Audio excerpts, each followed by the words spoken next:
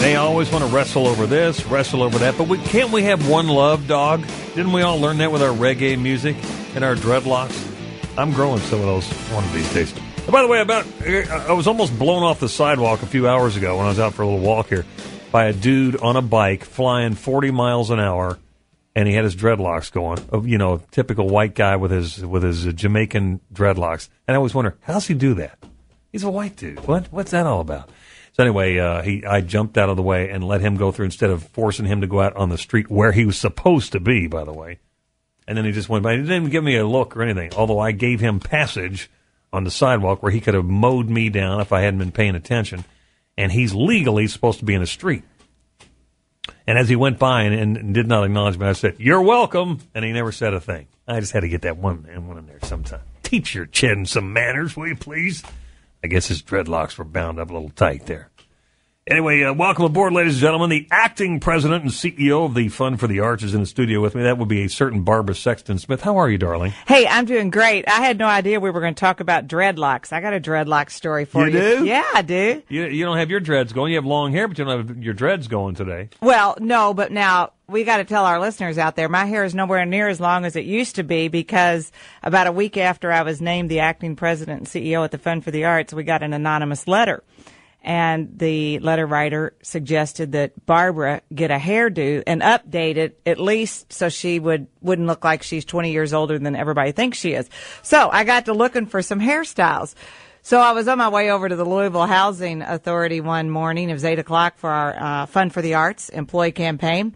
And I was running a couple minutes late and hops on the elevator with me, this young guy. He's about 20 years old. He's got a beautiful gold tooth, great diamond earrings, tattoos up both arms, nice-looking young man, dreadlocks all the way down to his waist. And I wanted to reach over and take his britches and pull them up. Terry, you know how sometimes we wear our britches a little bit low there. So anyway, the young fella said, "Well, ma'am, where are you going?" And I said, "Well, I got to get up to the 4th floor to the conference room. We're going to have a Fund for the Arts employee campaign." And he said, "I know exactly where you're going. Follow me."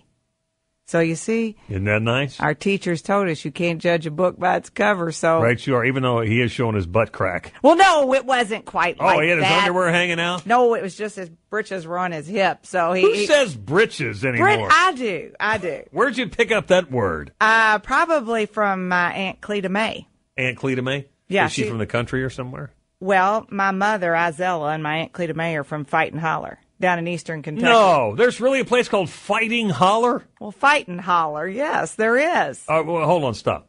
Is it 3 words, fight and holler? No, fightin'. You drop your G. It drives my mother crazy. So it's fightin'. Fightin'. Holler. I've never heard of this. I've lived here my whole life. I've never heard of Fightin' Holler. What county? Okay, it's in Whitley County. So you go down the highway, you get off, look it up. Here we go. I'm getting my map. Get the map out. Terry's got the map. Okay, now go down there, right on the Tennessee border. Gotcha. Right across from Jellicoe, Tennessee, and you see Whitley County, and you see Williamsburg. Now you got to come east of Williamsburg, 25.2 miles. Okay. Oh, you're throwing me off now. Now you're over in Gatliff, Kentucky. It's down Highway 90. Okay. I think it is. All right. And then you go into Gatliff and you get on the gravel road and you go back up over the mountain and down in the holler and you'll find the Blue Diamond Coal Company. That is awesome. And that's where my mother was born. Fightin' Holler. That's a new one on me. Patricia Neal is from the holler right next door to Mom. What's hers called? Oh. Patricia Neal Holler? She's right up around the road from the Rock Creek Cemetery. Kneel and Pray Holler. It's got to have some kind of a name like that. Fightin' Holler. I love that. Yeah. That is Well, awesome. we forgot about our friend in the elevator, John. I needed to tell you what happened with the kid with the dreadlocks. Oh, yeah, okay. So he led you to the room. Yeah, he leads me down to the room, and we walk in, and there's about 15 people there, and they're all excited. And he's your new boss. Can I guess? Yeah, right. So, yes, he is, because when you donate to the Fund for the Arts, you're my boss, obviously. So they asked me to show a little video about the Fund for the Arts campaign and pass out some pledge cards. We've done that here before. And everybody had a pledge card with their name on it, except this young man. And he raises his hand, and he said, "How come I don't have a pledge card with my name on it?" And I looked at the person who had organized the meeting for me, and I said, "Can you help me out here?" And she said, "Well, he just started 2 weeks ago." I said, "We'll get you a blank card." So John, my new best friend, took a Fund for the Arts pledge card, you guys. 2 weeks on the job, signs the card, and he put a very large gift on it. It's well, not that's my place terrific. to tell y'all. See, that's so great. I know. And I said, whatever possessed you to, make a gift that generous to the Fund for the Arts second week on the job? And he looked right at me and said, ma'am, I just got married, and I got a 3-year-old stepdaughter, and she's my responsibility. And I got to make sure she has these plays and these music and this art classes and everything you talked about to go to. So that's perfect. I thought you were going to say that he wanted to twist your long hair into a dreadlock. No. Well, good for him. That's great. That's a great story. Just a case study in how people can be won over to help the Fund for the Arts. You reached your goal. You met your goal of $7.35 million, which is pretty astounding in this economic climate. Right. And the Fund for the Arts is very fortunate because we have a broad base of support. There are 25,000 people in 185 different companies all over this area, Southern Indiana, all around Louisville, that check off and give payroll deduction to the Fund for the Arts. Last time I was here talking with you asked me if I'd been to the jail lately, and then we got cut off in the conversation. So I'd like an opportunity to explain that to folks out here.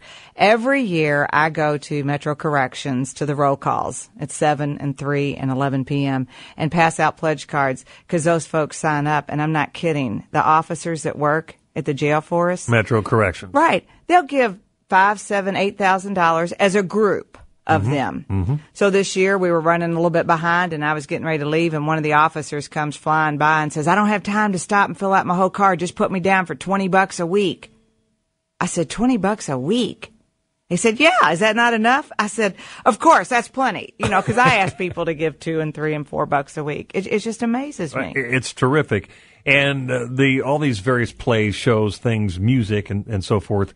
Obviously, people always say, well, how come they don't make it on just ticket sales? And it's not possible to finance all those things. You're there as sort of a safety net for them, too, aren't you? Fund for the Arts? Oh, absolutely. That's common all across America, and especially in our community.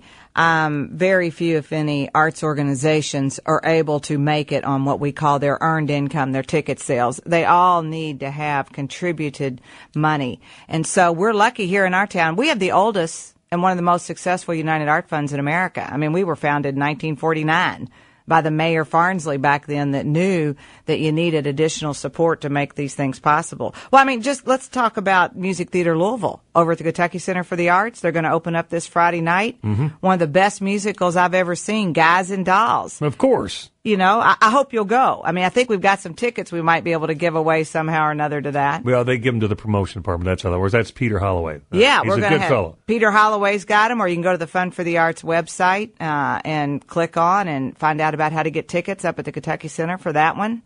All right. And I know there are all kinds of great productions that are going on here, and you guys are as I said, like the safety net for all them. Ain't Misbehaving's going to be on that. Or no, they already did that one, didn't they? We did that. That was a great one.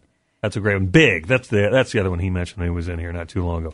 But anyway, congratulations. I just want to congratulate you on the $7.35 million that you've raised through all these employee deductions and so forth all throughout this area. The Fund for the Arts fights the good fight. And we do. And it's not all about just the employees that make the contributions. We have some major corporate sponsors that contribute to all of this, and foundations. And it was the generosity of the Geens Foundation, which we all know in this town, that came through at the last minute with a huge gift to make us hit that goal. And we're grateful for that. Terrific. What's your website? Our website, www.fundforthearts.com, and go to Facebook and like Fund for the Arts. And when I get 1,949 friends on Facebook, every one of them are going to win a free ticket from me. So check us out. Fundforthearts.com. Coming right back.